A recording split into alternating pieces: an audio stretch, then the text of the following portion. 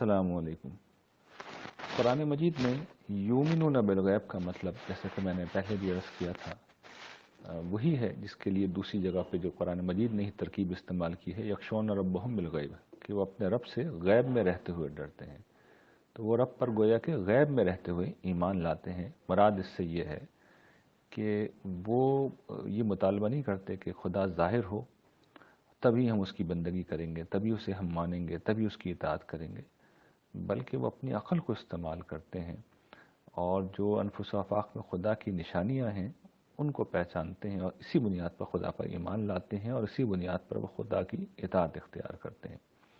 اور خاص طور پر جو میں نے توجہ دلائی تھی کہ روزمرہ کی زندگی میں جو واقعات پیش آتے ہیں وہ دو ہی پہلوؤں سے ہوتے ہیں۔ ایک یہ کہ کوئی مشکل آئے تو ہر مشکل میں ہم یہ سمجھیں کہ خدا کی اس میں کوئی حکمت ہے، کوئی مصلحت ہے، اور پھر پورے حوصلے کے ساتھ اس کا سامنا کریں۔ اور اس کے پیچھے یہی چیز ہوتی ہے کہ خدا تو موجود ہے، وہ تو دیکھ رہا ہے، وہ مہربان ہے، وہ کریم ہے، تو وہ مجھے نکال لے گا۔ تو مجھے پست حوصلہ نہیں ہونا چاہیے، مجھے مایوس نہیں ہونا چاہیے۔ یہ چیز انسان کو بڑا سہارا دیتی ہے۔ اور دوسری یہ کہ دیکھیے زندگی میں مشکلیں بہت کم آتی ہیں، آسانیاں زیادہ ہوتی ہیں، لیکن ہم اندھے ہیں اس اعتبار سے کہ ہم آسانیوں کو دیکھتے ہی نہیں ہیں۔ اور اس کا طریقہ آج میں بیان کروں گا۔ دیکھیے بندہ مومن کو کس طرح جینا چاہیے۔ اسے جینا اس طرح چاہیے کہ صبح جب وہ سورج کو طلوع ہوتے ہوئے دیکھے تو وہ یہ خیال کرے اور یہ سوچے کہ یہ سورج اصل میں تنہا میرے لیے طلوع ہوا ہے، خدا نے صرف میرے لیے طلوع کیا ہے۔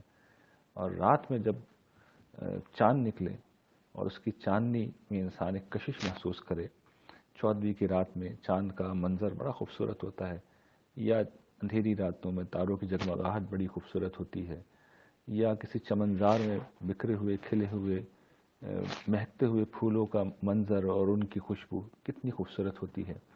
اسی طریقے سے جو انگنت نعمت انفس و آفاق میں پھیلی ہوئی ہیں، جب انسان ان کو دیکھے اور ان کو محسوس ہو تو تصور یہ کرے کہ یہ سب کچھ میرے لیے کیا گیا ہے، تنہا میرے لیے کیا گیا ہے۔ ہمارا حال یہ ہے اس کے برعکس کہ جو ذاتی سطح پہ نعمتیں مثال کے طور پر آنکھیں، ہاتھ، پاؤں ہمیں دی گئی ہیں، ہم کہتے ہیں اس میں ہماری کیا تخصیص ہے، اللہ تعالیٰ نے سب کو دی ہے۔ حالانکہ اللہ تعالیٰ سب کو دے اور ہمیں نہ دے تو کوئی روک سکتا ہے صورتحال کو؟ کوئی نہیں روک سکتا۔ لیکن دیکھیے اللہ تعالیٰ نے ہمیں دی اور ہم شکر ادا نہیں کرتے۔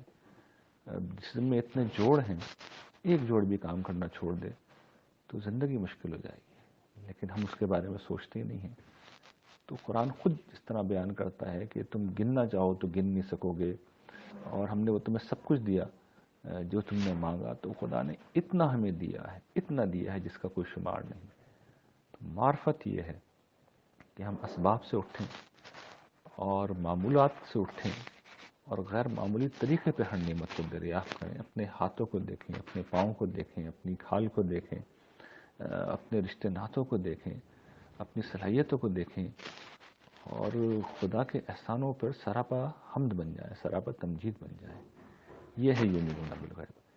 اور اگر ہم یہ نہیں کر سکے تو پھر ہم ایماندار نہیں ہیں، بس پھر ہم گویا کہ رسمی ایمان والے ہیں، اور رسمی ایمان کا نتیجہ بس پھر وہی ہوگا جو کہ زوال پذیر قوموں میں ہوتا ہے۔